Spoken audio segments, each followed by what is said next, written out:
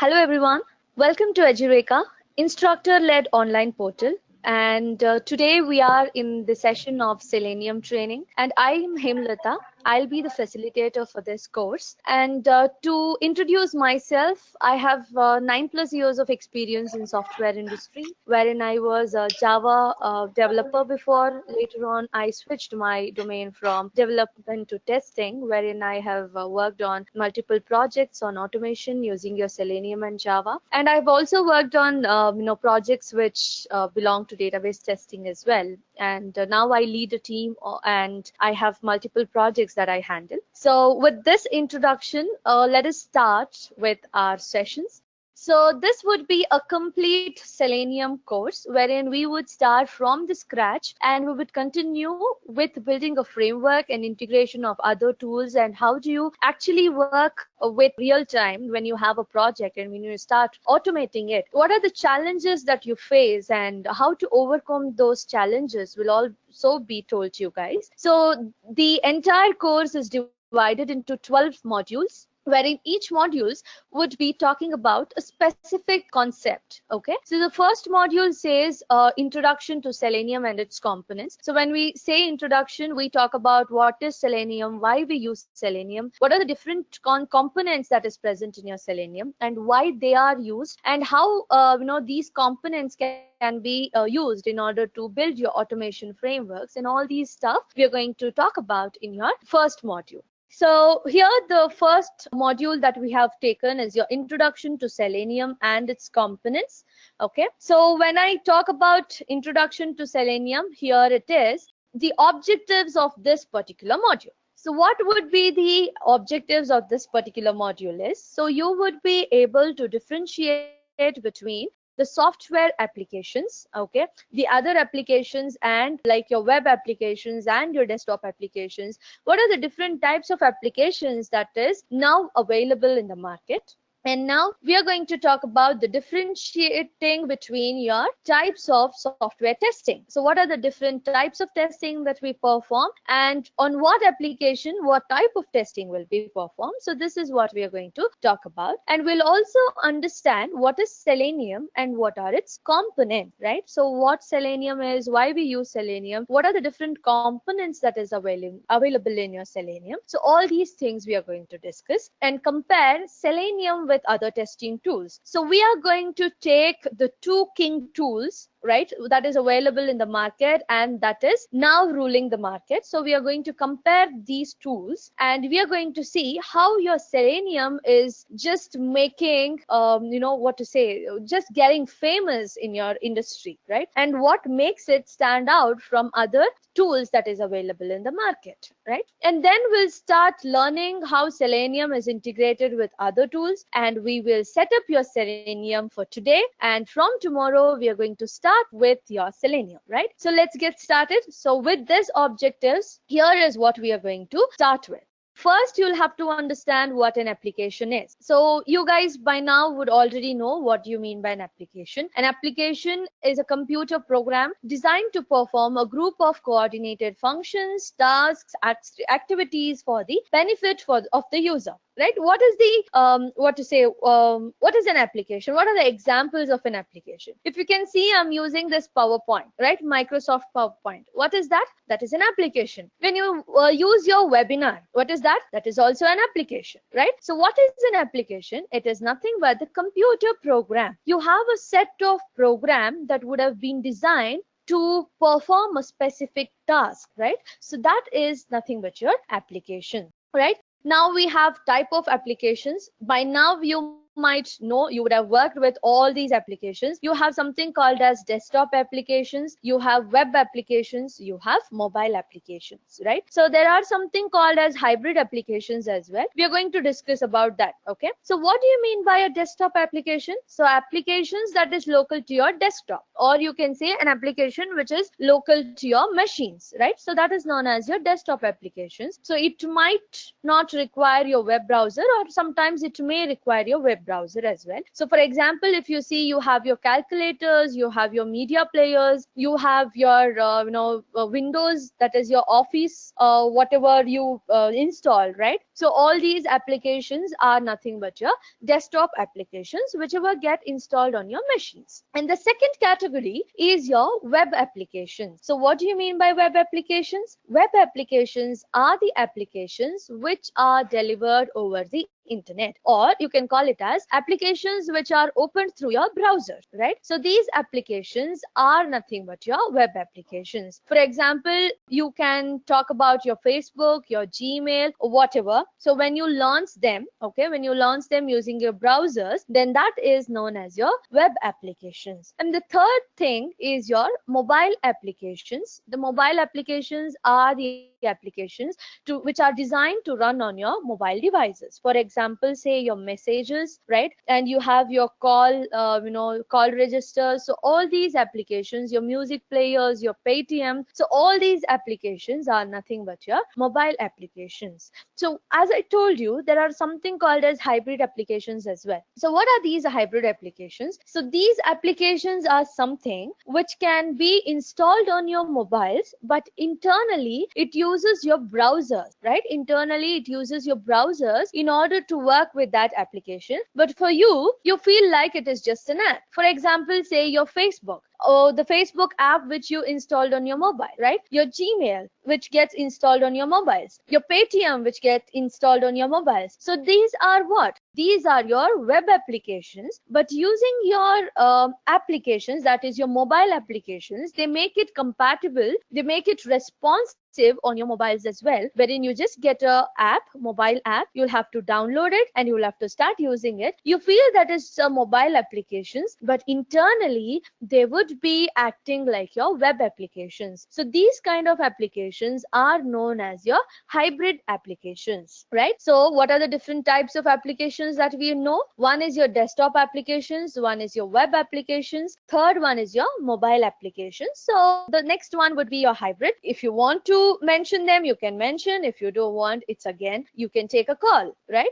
So the next concept that we are going to talk about is your web applications testing. So how do you test your web application? So when I say web application, I have already told you your web application is nothing but your applications which are launched on the browser. Before we talk about how to test a web application, we will talk about what is testing. Okay, when I ask you what do you mean by testing, everybody will come up with their own definition, right? They say one say checking your actual is equal to expected. Some say checking the application, to check whether it is bug free or not, or checking the application whether it has a bug or not. So it again depends on the way somebody or the way one could understand, right, the concept. So here we have come up with a definition for your testing. You can say verifying whether the application works as expected or not is testing. So which helps you to identify the bugs and missing components with respect to the actual requirements. So again, so this is nothing but your deviation from your requirements is known as. So to check whether your application deviates from your requirements is known as your testing, right? So how do we test an application? You can test it manually or you can automate that testing, right? So what do you mean by manual testing? Manual testing is something that is performed manually, right? We sit, we have the application open, we click, we check what is actually happening and what should actually happen, and we validate whether it is as per the requirements or not. And if it is not as per the requirements, what is the deviation, whether it is a bug or whether it is a different thing that you are encountering. So all these things would be checked manually, and this is known as your manual testing, right? So the next one is your automation testing. What do you mean by automation testing? The name itself says automation, which is automatic, right? Testing performed with the help of your automation tools. So we are going to automatically perform some operations wherein you don't need the human intervention. You don't want to sit in front of your computer, spend hours together of your time and click and check every single button, every single web element, or every single action that you'll have to perform, right? So that is what your automation testing is, right? So how your manual testing? work. If you can see here, we have given our own application for you. So you can see, consider an e-learning website whose elements are to be tested manually. So when you have an application, since you guys know what an application is and how the applications would be divided, right? So you'll have login module, you'll have sign up module, you will have offer module, you will have something like different courses that you have. So each and every courses will be divided into modules, and those modules need to be tested individually to check their functionality, right? So when we have these modules divided, can you just imagine the number of modules that is going to be divided in a web application? Any web application, a simple web application for that matter, would come up with a minimum of 10 to 12 modules, right? So these modules, how you start testing is you compare. So this is how we start the approach of testing, right? We compare, we start working with your test case writing, we convert the requirements into test cases, we come up with test scenarios will be, and then we'll convert them into test cases. So each and every test cases will have its own actual results and its expected results. So we get it reviewed, we start testing it, right? So each and every module we are going to check for its functionality. We'll have to perform positive testing, negative testing, all your testing techniques and whatnot, right? Just imagine when you start talking about your manual testing, you guys get exhausted, right? Just talking about manual testing is an exhaustive task. Just think about the testing that you perform in your real time, right? So when you start testing your application, when your application is in the development phase, so you have somewhere 1 or 2 modules, later on you test them, there is another module that gets added, so the third module comes into picture, you're going to test only that module, so it's fine. So when you start testing the application, yes, it feels good, because it feels like, see, because the testing would be in your development phase. So even I started my career as a test engineer, right? So when I moved from your Java development to your testing, I know how to start testing an application from scratch, wherein you click and check each and every component that is present in an application. And at the start, you feel so happy because it will be in the development phase, and wherever you touch the application, you get bugs. That is obvious. You see, we tester buggers are like, we just want the bugs. We don't bother about developers. I let them die. We just what we just wanted number of bugs that we identify, and we'll be like so proud. See, I have identified 50 bugs today, right? So, but we doesn't know that the application is still in the development phase, right? So later on, what happens? So we start enjoying at the early stages. So when you reach somewhere around 8th or 9th module, your application would have become stable, right? So your application would have become stable, and now starts your pain. So what is the pain? You click everywhere, you check everything, but there's no bugs, right? So that is where the pain starts, because see, we testers are here to destruct the application, and developers are there to construct the application, correct? So our main motto is to make sure that the application cracks. Their main motto is to make sure that the application doesn't crack. So when I don't get a bug, there comes a tendency that you don't get interest in testing that application at all, right? So in that case, what actually we do is we move into automation testing. And just think about the number of test cases you would have written for those 10 modules. For example, any simple application would have 1,500 to 2,000 test cases written for an application. Agree with me, right? So when you say 1,400 to 2,000 test cases, just think about the time that we are going to take in order to test that application sitting manually in front of your computer, right? So very tedious, very tedious. So this is the problem, okay? So this is the problem we have with your manual testing, right? So when I talk about your manual testing, so this is how your manual testing works, right? So you manually inspect the working of all the elements, validating the logins done by the users from the database, you validate the payments and transactions, you create reports of pass and fail logins or transactions.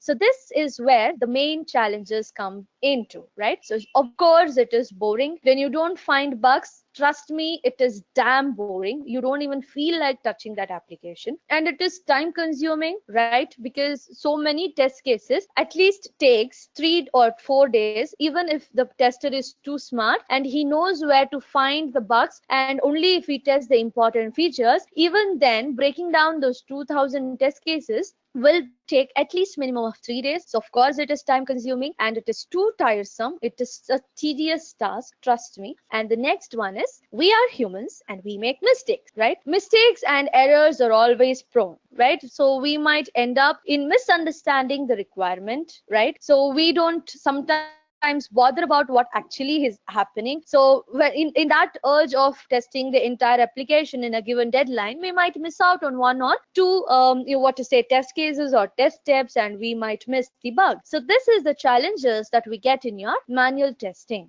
right? So now let's see how your automation testing is better than your manual testing. So when I talk about this, can you see this person being so happy? He's like, I have another world. Right? So now this is how your testing works. So automated execution through your test scripts is very easy. All you have to do is, the only pain here is while building your framework. Once you build your framework, you are done, right? You don't have to do anything. You don't have to bother about anything. You can test it on the multiple machines. The same framework can be divided into different modules, different groups, right? You can start testing over a different, operating system or your platforms, or on the different browsers. There are a lot of things that you can perform. So it generates your report automatically. You don't have to manually sit and write pass, fail, skipped, blocked, and all those things, right? It is going to generate its own report, so which is a beautiful report that can be shared with your client. And since you auto generate your result file, your reports are also easy, right? So this reporting system will help you to make your task easy. Your work will be done in a better way, right? So this is how your automation works. Now the question is automation 100% possible? Do you think 100% automation is possible? No way. Any application for that matter cannot be automated 100%, right? For example, when there is a human intervention, take an example of your EduRec application, wherein you are trying to make your online payment, right? When you go to your bank applications and when you click on you type in your whatever your customer ID, your password, and you try to transfer the amount, or when you try to make a transaction, there is a OTP which just gets generated and it would be sent to your mobile numbers. Think so. Just an example that I'm giving. So that OTP will be given to your mobile number, and your Selenium or your application will not know what the number of that OTP would be, right? In that case, what do? You will have to manually enter or manually type in the OTP that you have got, right? So there comes the manual intervention, which stops you from automating that scenario. And your images, unfortunately, your Selenium does not provide any support for your images testing. Okay, they need to be tested manually. And security testing, when it comes to the concept of your captchas, your OTPs can never be automated. So there will be times when automation is not required or which is not feasible. So 100% automation is never possible, but I can say minimum 80% of your application can be automated, right? Most of the times it is minimum 80% of your application that can be automated, right? So of course 80% is not a small number, right? So now this is how we compare your manual testing with your automation testing, right? Your manual testing, as we spoke, it is time consuming, but your automation testing is fast. So we'll understand when we start automating and how we run it, how long your automation script would run, and how is this faster. We'll understand, okay? So there's no much dependency when compared to your manual testing. Your manual testing is completely dependent on the tester, but your automation testing does not have that dependency, and your manual testing may not be always accurate, as I told you, maybe because of our not being very keen or not being very observative. So what happens, there might be here or there we tend to leak bugs, but your automation testing is accurate, right? So your manual testing is not good for regression testing. And one important thing that you guys have to know about is your regression testing. So what do you mean by regression testing? So regression testing is nothing but a testing that is performed on an application, okay, wherein wherein your application would be tested for the changed features or the added features. So if the changes or the addition of any particular code has not affected the rest of the code. So that is what you do. The addition or changes of the code has not changed the existing code, or has not changed the existing functionality, is known as your regression testing, right? So when do we do this? When the application is almost stable, and when you have to perform here or there, you're going to do a patch, okay, when the developer gives a patch or a code fix or the bug fix. So when you perform all these at your regression testing phase, right? So you can perform your regression testing once or twice, but not frequently, right? But your automation testing can be a frequent execution. So that is what we are going to do when we use your Jenkins tool. Okay, and your manual testing is useful for your UI testing. So what do you mean by UI testing? UI testing is nothing but your user interface. So you guys would have come across this word GUI, right? Your graphical user interface, which talks about the look and feel of the application, how this application is looking, and how the end user feels when he looks into the application or when he starts using your application. So that is known as your UI. So unfortunately, your Selenium does not bother about your UI testing, okay? So because it is the visual effect that you get when you look at an application, so that should be done manually. And manual testing is of course difficult. Managing results with large data is of course difficult, but your automation testing makes it very easy because it automatically generates the report, right? So you'll have to manually execute all the scripts when it comes to manual testing, but when it comes to automation testing, you can easily automate and just leave, so that by the time you come back tomorrow, your automation scripts would have run and you would be able to see the reports designed for you the very next morning, right?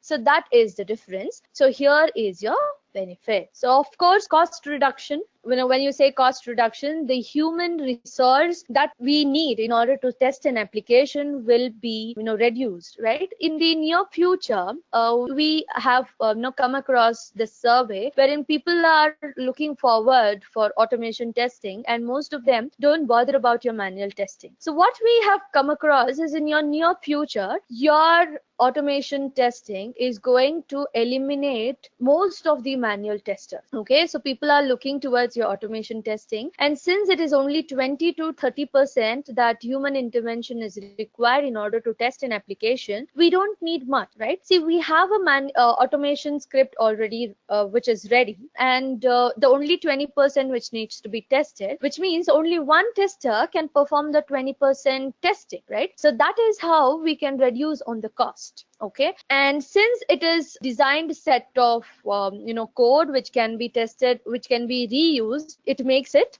reusable, right? And it is faster. You don't have to sit in front of your computer and check what needs to be done or what actually is happening. So of course, which means it is unattended execution, and you can rely on it, because when you start working on your frameworks, you will see how easily it can recover from any kind of exceptions or any deviations from your particular execution, right? So you can rely on it 100%, and the results are always accurate, right? So this is the benefits of your automation testing. Got it? Now, Selenium as an automation tool. Why do we choose Selenium as an automation tool when there are so many tools in the market? So why do we have to choose this Selenium itself as an automation tool? So first of all, let us understand what is Selenium. So Selenium is a tool which is used to automate your web applications across different platforms using different programming languages. It is an open source tool mainly used for functional testing and your regression testing, and it is known for its better performance and execution, and the best tool to automate your web applications. So as we have seen in the slide, your Selenium is used only to automate your web applications, and your Selenium cannot automate any other applications, but it can also automate mobile browser applications again. So when it comes to your applications which can be launched using your mobile browsers, so those applications also are considered to be the web applications, and your Selenium would give the support. So apart from that, your Selenium will not support any other type of application testing. All right, so now The next thing we'll have to know about is the supports that we give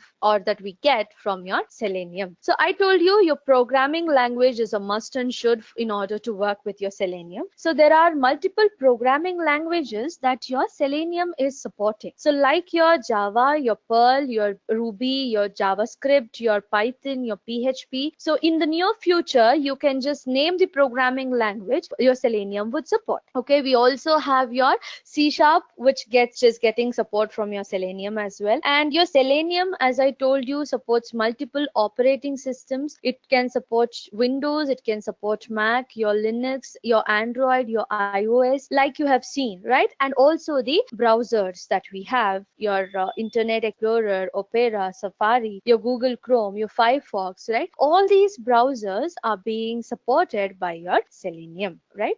So when you have a tool, you will have the pros and you'll have the cons of that tool. So the advantages and disadvantages of the Selenium needs to be discussed. So here Selenium, as I told you, is an open source tool. So it is easy to set up. It is very easy to use. So all we have to do is just download a single jar file, a server file, and you will have to integrate it with your project and your Selenium is set. So that is how your Selenium gives you that ease of use, right? And as I told you, it supports multiple operating systems, it supports multiple programming languages, it supports parallel test execution wherein you can perform testing on different types and different platforms and different systems at once, right? That is known as your parallel testing. But when you come to your disadvantages, since your Selenium is an open source tool, you have very limited support, okay? And the major drawback of your Selenium is it does not support your image testing. You cannot test your images using your Selenium, and it supports only your web application. So it takes more time to create your test cases, which means when you convert your test cases into test scripts, that takes a lot of time, right? So these are the major disadvantages of your Selenium. And you have these components listed. So when your Selenium started, it just started as a plugin for your Mozilla Firefox browser. So how this Selenium started, there's a brief, there's a short story. So when they started creating the Selenium, there was a tool, right? There was a tool which was famous. If I'm not wrong, the tool name is Mercury, right? So that was the automation tool which was there in the market, and it was a fast growing and the leading tool which people used to opt. Okay, and this Selenium, okay, what actually happened is they started thinking about how to overcome that tool, and they wanted to bring in a tool which would be more powerful than that. So what they started is they started building this particular tool, and it came up just as a plugin to your Firefox browser. All you had to do is just install that plugin on your Firefox browser, and it came up with the functionality of record and playback. Okay, so that is how it started. So people used to record the test scripts or whatever operations that they used to perform on your browser, and they used to play it, and they used to convert that as a test case, and they used to run it. So that is how they started. Later on came up the use of the multiple usage, wherein your IDE had a lot of disadvantage because people could not test with different inputs. If you record with one username or one password and you try to log into an application, every time you run the script, that was the only username and the password that used to be taken, right? That used to be considered. So that is how they started working with an additional term, and they came up with something called as Selenium RC. What do you mean by this Selenium RC? This Selenium RC is nothing but your remote control, right? So this Selenium RC was a remote control, and it used to help you to work with to test the applications on the remote servers as well, right? So likewise, they came up with something called as Selenium WebDriver. This IDE did not have any, programming language support. It was just a record and playback. But once after you play back, it used to get converted. You you had the chance of converting this particular script into other languages. That was there, but you couldn't, there was no chance for you to write your own code, right? So then they came up with something called as WebDriver. So this WebDriver is one of the major and the important feature of your Selenium. What actually your WebDriver is, your WebDriver has a platform where you can start writing your own scripts and tell how your script should test your application and how that script would generate whatever you perform, whatever operations you perform, how those scripts can be captured. So that is how your WebDriver was designed, right? When they started your Selenium WebDriver, it was only your Selenium IDE and your Selenium Grid. Your Selenium RC then got merged, okay, with your Selenium WebDriver, and this Selenium RC was eliminated, okay, in your Selenium version 2, which is your Selenium 2.0. So this RC was not there. They merged this RC with your WebDriver, and then they made it as just Selenium WebDriver, and that was released as your Selenium version 2, okay. And then now the current version of your Selenium is 3, that is now it is 3.8. So this Selenium version 3 has 3 different components. One is your Selenium IDE, again a older Selenium, a plugin which can be integrated or which can be installed on your WebDriver, that is your Mozilla Firefox browser, and you can record and play back the test cases. This is completely out of the industry. We don't use it, but it is a good to know concept, so we have taken that to be a concept as well for you guys to be trained on, okay. And Selenium Grid is one of the important component of your WebDriver, wherein it helps you to test the application on multiple browsers, multiple platforms, and multiple systems at the same time. So we call it as parallel execution. And Selenium WebDriver is where you start learning, right? So that is where you start working. So these are the 3 important components of your Selenium version 3.0, okay. If you can see here, its variants and what is the major change between your Selenium version 2 and Selenium version 3 is, so your Selenium version 2 had a native support for your Mozilla Firefox driver, okay, that is your browser. So by default, even if you don't specify or even if you don't give it any driver executable, it used to support your Mozilla Firefox driver. So apart from that, if you had to use any other browsers, you had to download the driver executable, set the path. So these things you'll be learning, don't worry. So you had to set the path and you had to work with them. But from your Selenium version 3, they decided that your Selenium would not give support for any browsers by default. Instead, it is going to support all the browsers through your driver executables itself, right? So that is the major difference that happened from your Selenium 2 and Selenium 3. And there are other differences as well, wherein when we start working with it, we are going to see it. And in this course, you should know that we are going to use your Selenium 3.3. Okay, this is the version that we are going to use, and we are going to see how it is different from your Selenium 2. Okay, so now the components of your Selenium, as we discussed, it is your IDE. As I told you, it is a Firefox plugin which is used to create your test cases. It records and playbacks the interaction, and yes, you can convert that or export that programming code in different languages like your Ruby, your Python, your Java, and so on. So all these are there. From your Firefox 55 onwards, your Selenium IDE is unstable, which means your Selenium IDE cannot work effectively on your Firefox 55 version onwards, and your Selenium does not support all these plugins. We come up with some plugins like your Firebug and Firepath in the later classes. Even those plugins are not properly supported. So most of the times we go with the previous version of your Mozilla Firefox. Okay, so we'll see what actually is the system requirements to start working with your Selenium in the later classes. And here is your remote control, that is your RC. So it was used to write test cases in different programming languages languages, it used to work with the browsers using your server, right? So this is what I was talking about. So this, using this server, it used to interact with your browsers. So here also you can record when you start recording in your Selenium IDE. In your RC, you used to run the recorded script in the different browsers like your IE, your Chrome, your Safari, and so on, right? So this is how your RC evolved, and then came up your Selenium WebDriver. So can you see the beautiful representation of your WebDriver support? So it is a tool used for automating your web applications, and it allows us to execute against different browsers and different operating systems. So it eliminated the use of your Selenium server, so thus making it to work faster than your RC, because there is no server, so it doesn't bother. So what usually happened is there was a server which was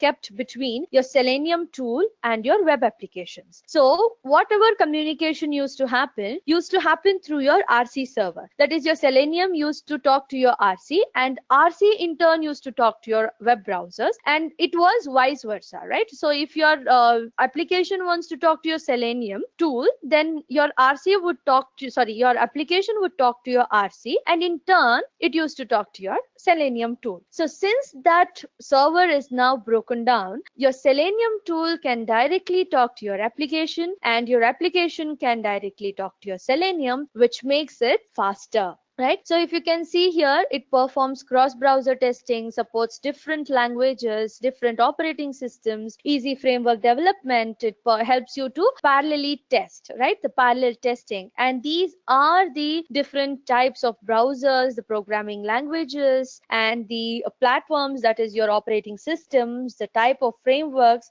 that are supported by your Selenium WebDriver. Got it? And the last one is your Selenium Grid. So you can see here, as I told you, you can execute parallelly on different systems, on different machines at a single time. And one point in time, if you just run your scripts using your grid, it is going to trigger or start executing your framework on all the different machines, and you will be getting your results generated at the same time. So which means it is parallel execution, platform independent, language independent, browser independent, and fast execution, right? So all these things makes your Selenium to stand out in the market, though there are multiple automation tools that is present, right?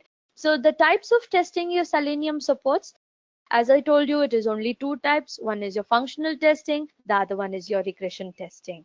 What do you mean by functional testing? Functional testing is nothing but testing the functionality of a web application across your SRS, or you can call it as the requirement specification. So you are going to check whether your application is behaving as per your requirement or not, right? Each and every function inside the application, so make sure that it is working as per the requirement or not, is known as your functional testing. So what do you mean by regression testing? As we have already spoken, regression testing is something that will check the functionality when a new feature is added in the application to make sure that all the functions work good with the new features, whether the new features has not affected the rest of the code or not, whether a code fix has been hampered or not. So all these things would be checked in your regression testing. So these are the only two types of testing that your Selenium supports.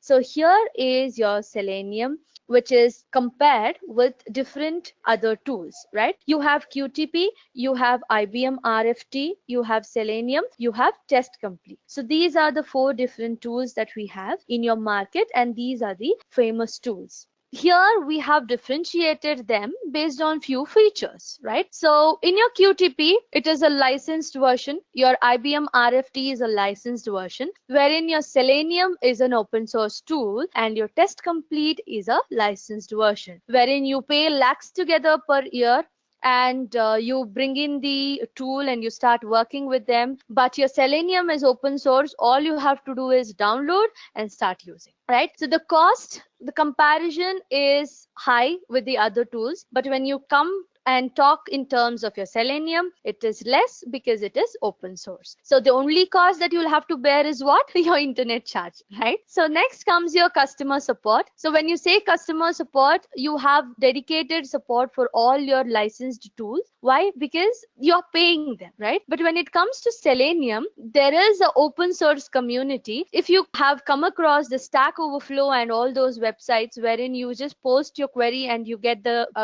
reply back, right? So there's a wide community which supports your Selenium. Any problem for that matter, any exception, any deviation for that matter, just copy the problem that you have and paste it in the internet. The community support is always there, right? And the hardware resources consumption during the script execution is very low when compared to other tools. Why? Because it is just a jar file that you'll have to integrate with your project and it is going to run. You don't have to set up anything. You don't have to keep a dedicated hardware for this. So nothing is required. Okay. So coding experience, when you talk about coding experience in your QTP, it is only VB scripting that you require, and that too to a basic level. Okay. But when you come to your IBM RFT and test complete, of course you need your programming skills. Okay. Whatever programming language that they support, you should know. But when you come to Selenium, so it says you should be very good along with the technical capabilities of integrating the framework. So which means it is very much mandatory for you guys to know at least one programming language which your Selenium supports, and that too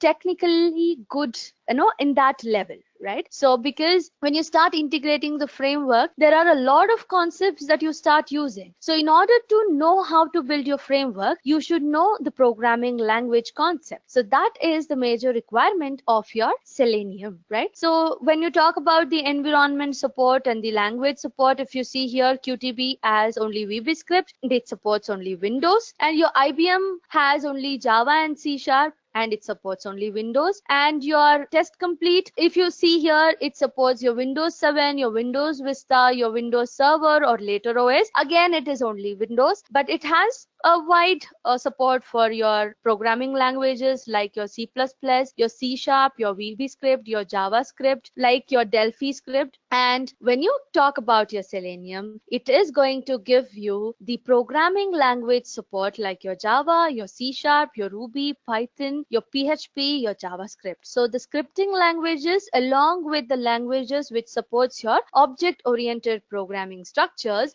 are also supported by your Selenium. So this is how your Selenium is now most popular tool in the market, right? So because you don't have to pay anything, and it also supports the other integrated tools, and you can start utilizing. When I said your web application, when your Selenium is supporting only web application, there are third-party tools which can be integrated with your Selenium, and using that third-party tool, you can get the access for your Windows application as well, right? So how is Selenium integrated with other tools that we are going to see? So these are the different tools that we are going to use. As I told you in the start itself, so Git is a repository. We can integrate Git with Selenium to share the code on the Git repository. So when the entire team will have access to this code, and whoever wants to download that code can download the code and can start using it. Okay. And your Maven is a build tool. So you can integrate the Maven with Selenium to manage your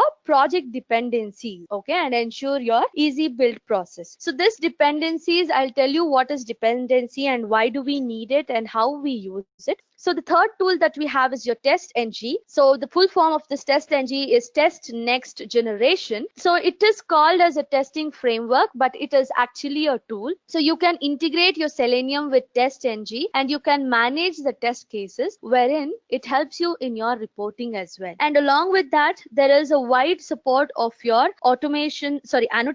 So using these annotations, you can run the script, okay? And there can be your parallel execution, and it can be your reporting. So your TestNG will help you with, okay? And now Jenkins, as I told you, it is a continuous integration tool. So you can integrate your Jenkins with Selenium to build the code and to test your code, and whenever a change is committed. So when we say a change, which means maybe your framework, or maybe when a new build comes to your tool. So if you have to perform this continuous integration testing, then you can do it with the help of your Jenkins. Can you see? So this is how your testing would be performed. So developer develops the code and he pushes it into the Git repository. So when you integrate that with your Jenkins, the code will be pulled out from your Git and it starts executing by your Jenkins. So once it starts executing, your Maven would help it to download all the dependencies and it starts building the code. So this automated build is then tested by your Selenium. So this Selenium, which is integrated with your TestNG,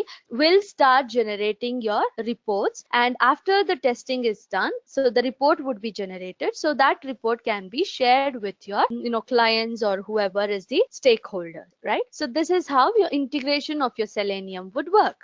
Now we are going to set up your Selenium. So the important thing that we'll have to do before we start with hands-on. So how do we set your Selenium? How do we set up a project? So there are prerequisites that you need in order to set it. So the required softwares are your Java, your Eclipse, and your Selenium WebDriver that you'll have to download. So I'm just taking through on how to download the softwares and how to install the softwares on your system so that the environment would be set for your Selenium, right? So the first thing that we'll have to download before anything is your Java software, because the programming language that we are using is what? It is your Java, right? So here are the steps. So all you have to do is just download and install the latest version of your Java from here. So let me click on this. So make sure every time you download the softwares, so let it be from the version that is your the Oracle, for example, your Java. So these are the main website where you get your licensed version or your proper versions from. Okay, so here you see your Java SE development kit, right? All you have to do is just click on this accept license agreement and you can choose the respective file based on your operating systems. So what you do is you select this. For example, if it's your Windows, then you select based on your x86 or x64. So 86 is for your 32-bit and x64 is for your 64-bit, right? So this is where you download from. All you have to do is just download this jdk.exe file. Make sure that it is the exe file that you're going to download. So once you download this, all you would be doing is just double click on that exe file. Okay, and then once you double click on that exe file, what would happen is, so it starts executing. Okay, all you have to do is just click on next and finish. Your Java would get installed. And the second prerequisite that we have is your IDE. What do you mean by IDE? IDE is nothing but your integrated development environment. Okay, so when I say integrated development environment, so that is nothing but the place or the software which helps you to write your programs, right? So wherein you type your programs and you run your programs, all these things would be done using your IDE. So the IDE that we have chosen is your Eclipse, and this IDE would be available here. Can you see here? This is the link which has been provided to you guys. So now the new release is your Oxygen packages. Okay, make sure when you get those mirrors, if you see here the download links, you can download it for the 32-bit as well and the 64-bit as well. So based on your system configuration. And when you download this, make sure you're downloading it from either Japan or your China or your Canada. So it says Japan Institute of Science and Technology or China Institute of Science and Technology or your Canada Institute or wherever. So these three are the major mirrors which actually works properly. And when you're downloading, make sure that you're downloading your IDE for your Java EE developers. Okay, do not go with any others, because you'll have for web developers, you'll have for only Java developers. So do not select those packages. Just take your Java IDE for Java EE developers. So this is very much important. Okay, else you'll miss out on a lot of functionalities. So have a check on that. Okay, so then you select on the package and then you download it. Can you see here as it is shown here? So just download it. There's no configuration or there is no setup that needs to be done. Once it is downloaded, all you have to do is it will be downloaded in the form of a zip file, and you have to just unzip it and just clip it. So that's all. So once you unzip it, you'll get a folder called Eclipse. So within that, you will be find a what to say application with this symbol called as Eclipse. So if you double click on that, it is going to launch for you. So this is how you download your Eclipse ID. Got it? And the third one is your Selenium. That is, how do we use your Selenium? So if you see here, you have got the link to download your Selenium as well. It is all preset for you. All you have to do is just click on that link and download whatever you want. That's all. Okay. So when you go to the below link, you will get the jar files for your Selenium. So can you see here? It has all the versions. It has the latest version as well. But the version that we are using is your 3.3. So whatever version is more stable, let us pick that. Okay. So 3.3 version, all you have to do is just click and you will be getting whatever jars that is present. So the major and the important jars that you'll have to download is your Selenium Server 3.3.1.zip, and the second one is your Selenium Server Standalone 3.3.1.jar. So these two are the important files that you'll have to download and store it aside. Okay. So the alternate way of downloading is your seleniumhq.org/download.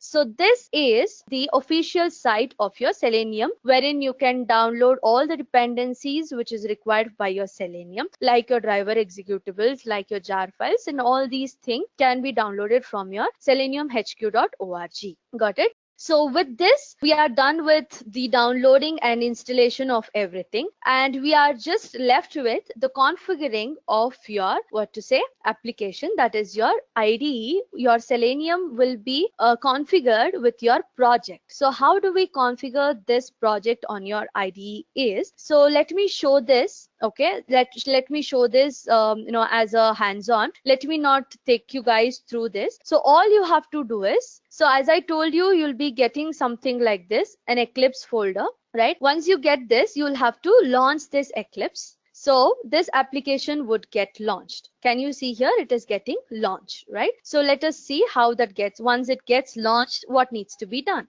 Okay. For you guys, for the first time when it launches, it is going to ask you to set the workspace. So when you have to set the workspace, all you have to do is just go to any of your folders. Okay, just go to this folders and right click. You just have to create a folder there, and you go to any of your drives like C drive or D drive or whatever. So make sure that most of the times you don't keep your whatever programs or your personal folders in your C drive. That is completely for your software installation. So make sure that you keep another separate drive wherein you create your personal folders. So create a folder by name Java Workspace or Selenium Workspace or whatever. And then when your Eclipse launches, just click on that browse and select the folder path that you have created and click on launch. So that would be considered as the default or the workspace that needs to be set up for your further classes and further processing. Okay, so it takes a little time when you start it has to start loading all your required files and folders, so it is taking time. So once after you do this,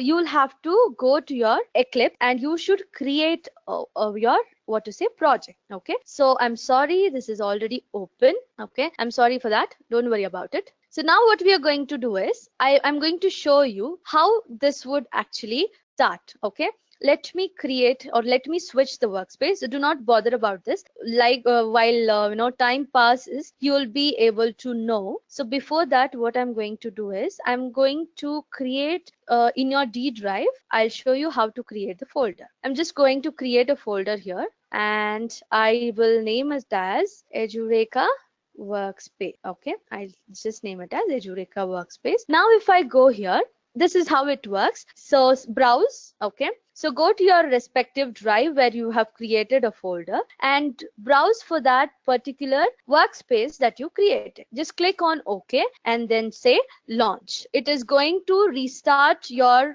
Eclipse and it is going to launch that particular folder. All right, so now it is loading. So once this is done, we are going to set up your project and configure your Selenium. All right, so let us load. Okay, it is now loading your refactoring files. We'll wait until it gets loaded. Perfect.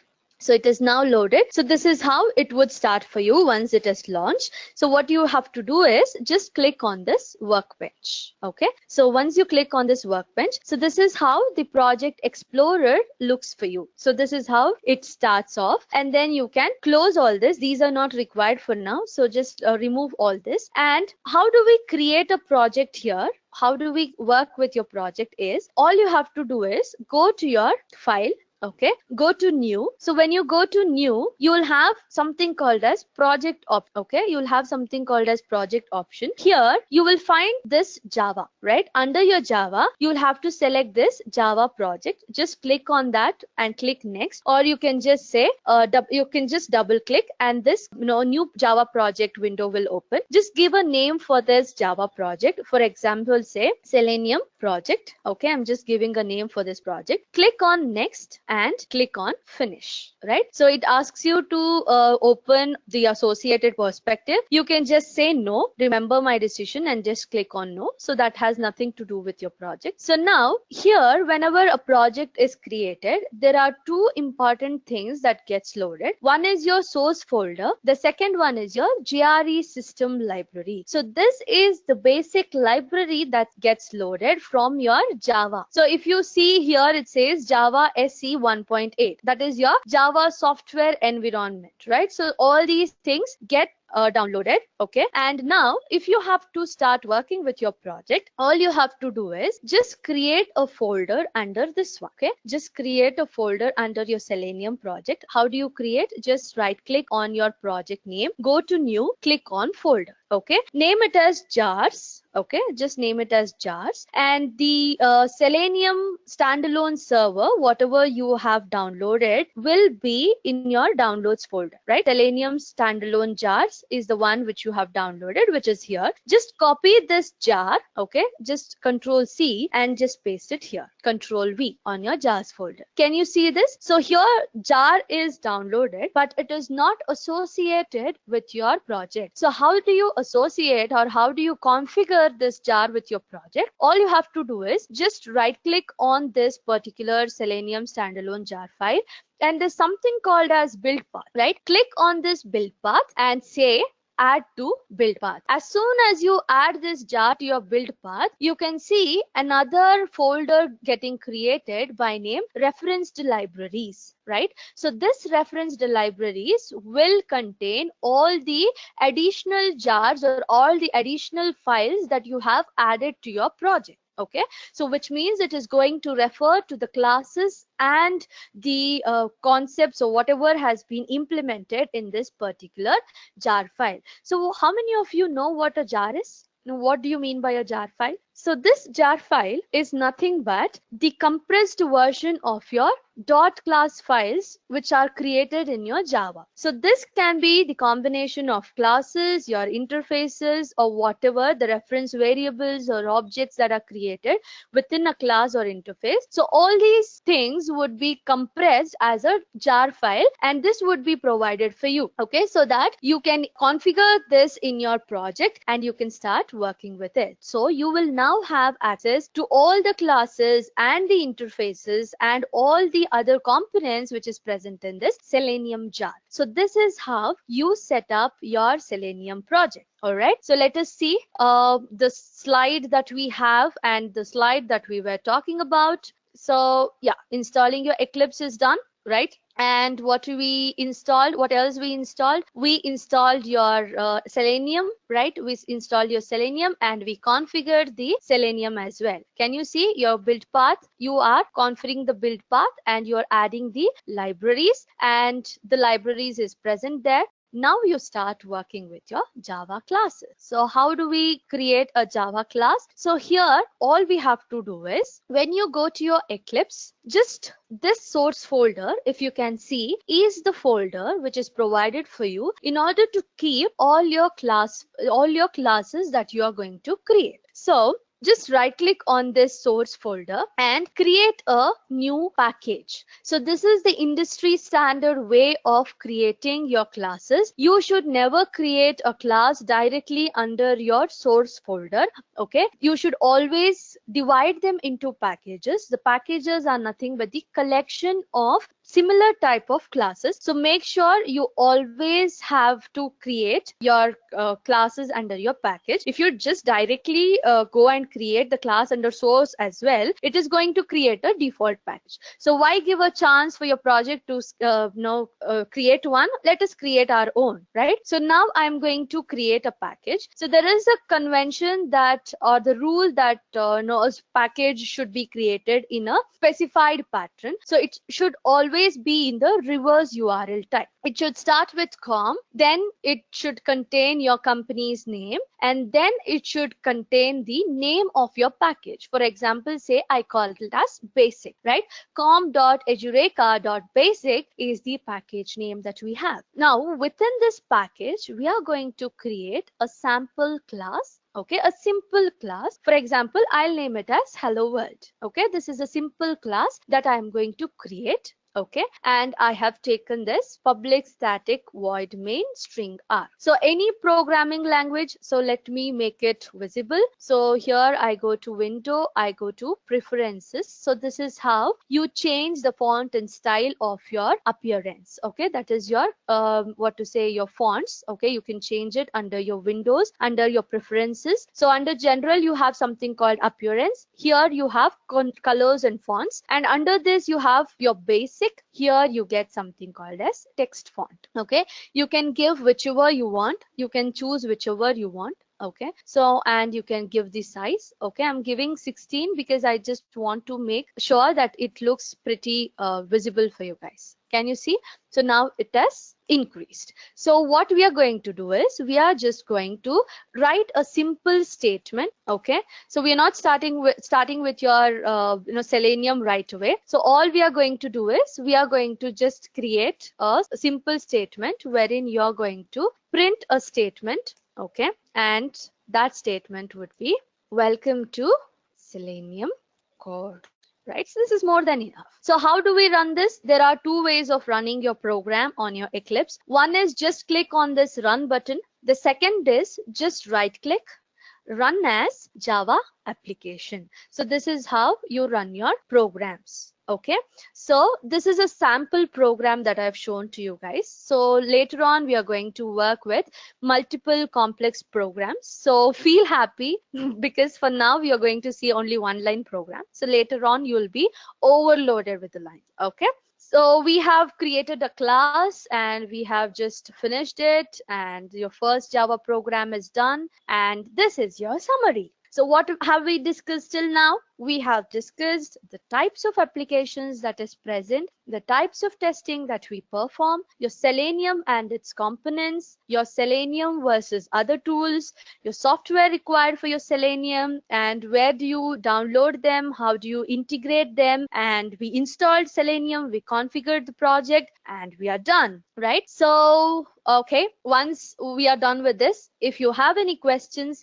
please feel free to ask, or you can drop a mail for us, or you can just raise a support ticket again, and you can call us and get your queries resolved. Okay, and we have an important announcement to be made. Your feedback is very important for us, be it your suggestions, your ideas, your complaints, or your compliments. We are open for everything, so you can take a feedback. Okay, which helps us to improve. So even if it is a complaint, we are open. If you want to suggest us on something, yes, you can go ahead and suggest, so that the next class will have the improvised version, right? Please take your feedback, which helps us a lot, in turn which helps you as well, right? So with this, we are going to end. Thank you so much for your time. Thank you for getting enrolled with us, and in our next class we are going to talk about the second module, and that is how your course would go. All right, see you